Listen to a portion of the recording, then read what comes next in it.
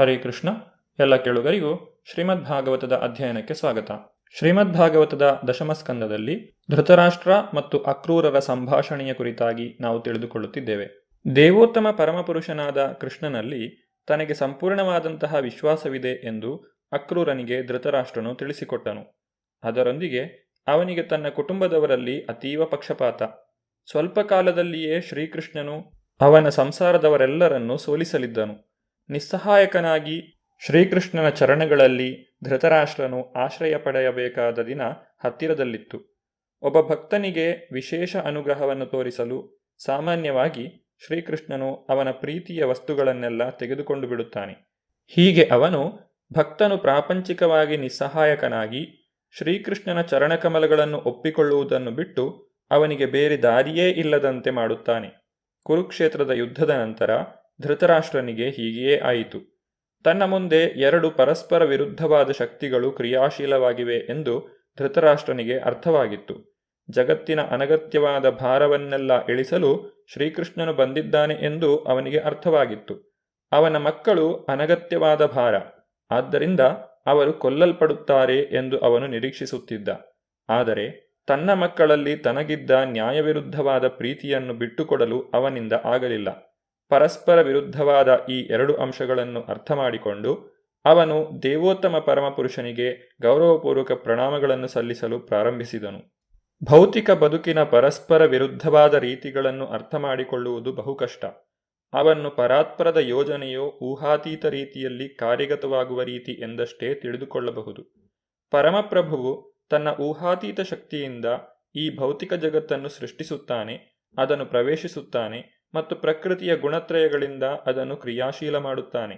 ಎಲ್ಲದರ ಸೃಷ್ಟಿಯು ಮುಗಿದಾಗ ಅವನು ಪ್ರತಿಯೊಂದು ಜೀವಿಯಲ್ಲಿ ಮತ್ತು ಅತ್ಯಂತ ಸಣ್ಣ ಅಣುವಿನಲ್ಲಿ ಪ್ರವೇಶಿಸುತ್ತಾನೆ. ಪರಮಪ್ರಭುವಿನ ಕಲ್ಪನಾತೀತ ಯೋಜನೆಗಳನ್ನು ಯಾರೂ ಅರ್ಥ ಮಾಡಿಕೊಳ್ಳಲಾರರು. ತನ್ನ ಮಕ್ಕಳ ಪರವಾಗಿ ಪಾಂಡವರ ವಿರುದ್ಧವಾಗಿ ಪಕ್ಷಪಾತ ಮಾಡುವ ನೀತಿಯನ್ನು ಧೃತರಾಷ್ಟ್ರನು ಬದಲು ಮಾಡುವುದಿಲ್ಲ ಎಂದು ಈ ಮಾತಿನಿಂದ ಅಕ್ರೂರನಿಗೆ ಅರ್ಥವಾಯಿತು. ಅವನು ಹಸ್ತಿನಾಪುರದಲ್ಲಿ ತನ್ನ ಸ್ನೇಹಿತರನ್ನು ಬೀಳ್ಕೊಂಡು ಯದುರಾಜ್ಯದಲ್ಲಿನ ತನ್ನ ಮನೆಗೆ ಹಿಂದಿರುಗಿದ ನಂತರ ಹಸ್ತಿನಾಪುರದಲ್ಲಿನ ವಾಸ್ತವ ಸನ್ನಿವೇಶವನ್ನು, ಧೃತರಾಷ್ಟ್ರನ ಉದ್ದೇಶವನ್ನು ಕೃಷ್ಣ ಮತ್ತು ಬಲರಾಮರಿಗೆ ವಿವರಿಸಿದನು. ಕೃಷ್ಣನು ಅಕ್ರೂರನನ್ನು ಅಧ್ಯಯನಕ್ಕಾಗಿ ಹಸ್ತಿನಾಪುರಕ್ಕೆ ಕಳುಹಿಸಿದ್ದನು. ದೇವರ ಕೃಪೆಯಿಂದ ಅವನು ಯಶಸ್ಸನ್ನು ಗಳಿಸಿ ವಾಸ್ತವವಾದ ಸನ್ನಿವೇಶವನ್ನು ಕುರಿತು ಶ್ರೀಕೃಷ್ಣನಿಗೆ ತಿಳಿಸಿದನು. ಕಂಸನ ಸಾವಿನ ನಂತರ ಅವನ ಇಬ್ಬರು ಹೆಂಡತಿಯರು ವಿಧವೆಯರಾದರು.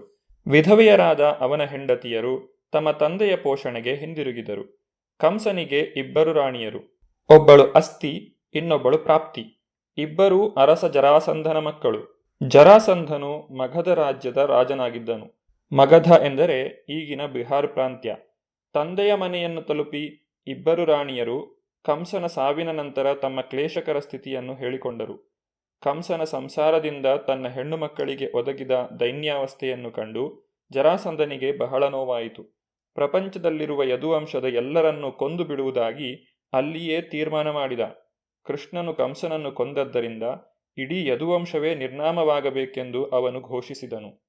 ತನ್ನ ಅಸಂಖ್ಯಾತ ಯೋಧರನ್ನು ಕರೆದುಕೊಂಡು ಮಥುರಾ ರಾಜ್ಯದ ಮೇಲೆ ಆಕ್ರಮಣ ಮಾಡಲು ಜರಾಸಂಧನು ವ್ಯಾಪಕವಾದ ಏರ್ಪಾಡುಗಳನ್ನು ಮಾಡಿದನು. ಅವನ ಸೈನ್ಯವು ಸಾವಿರಾರು ರಥಗಳು, ಕುದುರೆಗಳು, ಆನೆಗಳು ಮತ್ತು ಪದಾತಿಗಳಿಂದ ಕೂಡಿತ್ತು. ಕಂಸನ ಸಾವಿನ ಮೊಯ್ಯನ್ನು ತೀರಿಸಿಕೊಳ್ಳಲು ಜರಾಸಂಧನು ಇಂತಹ 13 ಸೈನ್ಯ ತಂಡಗಳನ್ನು ಸಿದ್ಧ ಮಾಡಿದನು. ತನ್ನ ಇಡೀ ಸೈನ್ಯವನ್ನು ಕರೆದುಕೊಂಡು ಹೋಗಿ ಮಥುರೆಯನ್ನು ಎಲ್ಲ ದಿಕ್ಕುಗಳಿಂದಲೂ ಸುತ್ತುವರಿದು ಆಕ್ರಮಣ ಮಾಡಿದನು.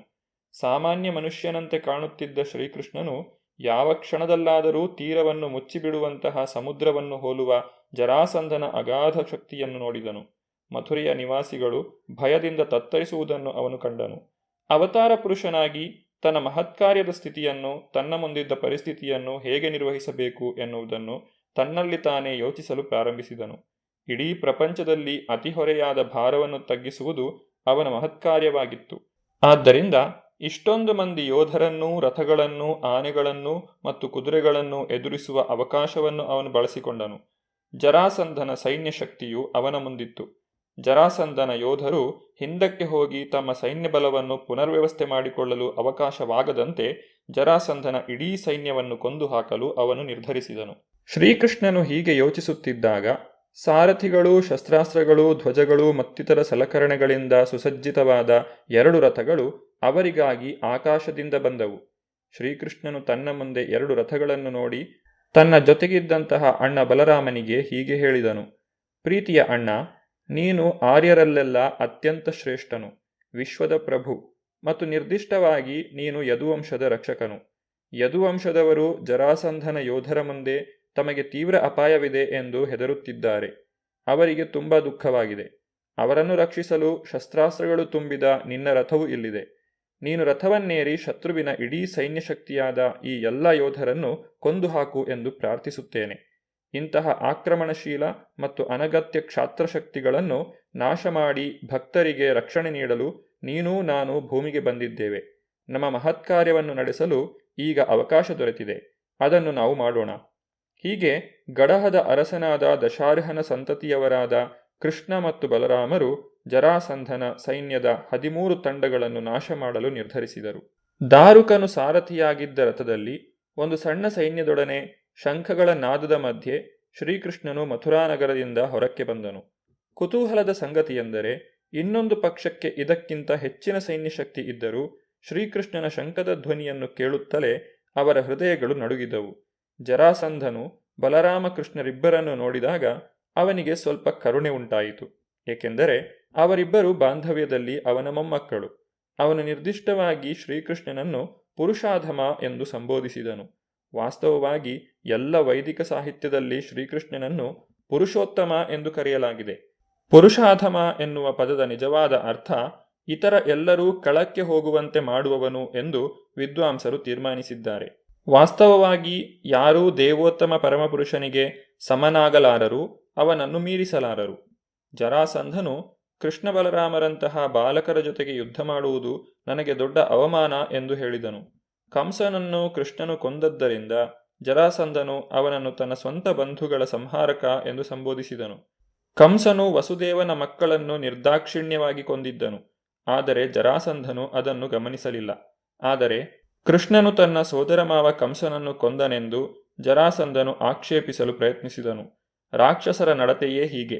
ರಾಕ್ಷಸರು ತಮ್ಮ ತಪ್ಪುಗಳನ್ನು ಅರಿತುಕೊಳ್ಳಲು ಪ್ರಯತ್ನಿಸುವುದಿಲ್ಲ, ಆದರೆ ತಮ್ಮ ಸ್ನೇಹಿತರ ತಪ್ಪುಗಳನ್ನು ಕಂಡುಹಿಡಿಯಲು ಪ್ರಯತ್ನಿಸುತ್ತಾರೆ. ಕೃಷ್ಣನು ಕ್ಷತ್ರಿಯನೇ ಅಲ್ಲ ಎಂದು ಜರಾಸಂಧನು ಆಕ್ಷೇಪಿಸಿದನು. ಅವನು ನಂದಮಹಾರಾಜನ ಪಾಲನೆಯಲ್ಲಿ ಇದ್ದದ್ದರಿಂದ ಕೃಷ್ಣನು ಕ್ಷತ್ರಿಯನಾಗಿರಲಿಲ್ಲ, ಅವನೊಬ್ಬ ವೈಶ್ಯ. ಜರಾಸಂಧನು ಕೃಷ್ಣನಲ್ಲಿ 3 ದೋಷಗಳಿವೆ ಎಂದು ಆಕ್ಷೇಪಿಸಿದನು. ಅವನು ತನ್ನ ಸೋದರ ಮಾವನನ್ನು ಕೊಂದನು, ಬಾಲ್ಯದಲ್ಲಿ ಬಚ್ಚಿಟ್ಟುಕೊಂಡಿದ್ದವನು, ಮತ್ತು ಅವನು ಕ್ಷತ್ರಿಯನೂ ಅಲ್ಲ.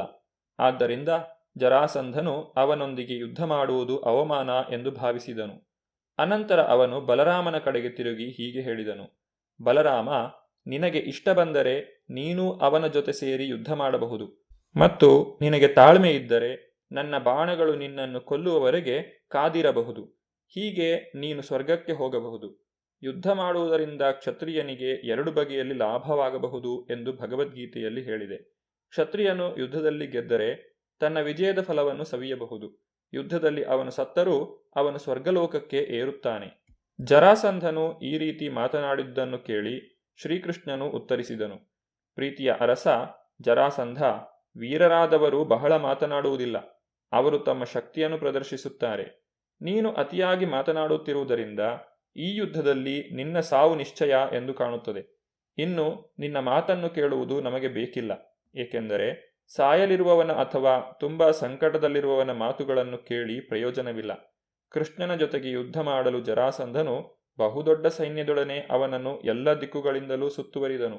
ಧೂಳಿನಿಂದ ಸೂರ್ಯನೇ ಮುಚ್ಚಿ ಹೋಗುವಂತೆ ಭಾಸವಾಯಿತು. ಹಾಗೆಯೇ ಪರಮಭಾಸ್ಕರನಾದ ಶ್ರೀಕೃಷ್ಣನು ಜರಾಸಂಧನ ಸೈನ್ಯದಿಂದ ಸುತ್ತುವರಿಯಲ್ಪಟ್ಟನು. ಕೃಷ್ಣ ಬಲರಾಮರ ರಥಗಳಿಗೆ ಗರುಡ ಮತ್ತು ತಾಳೆಮರಗಳ ಚಿತ್ರಗಳಿದ್ದವು.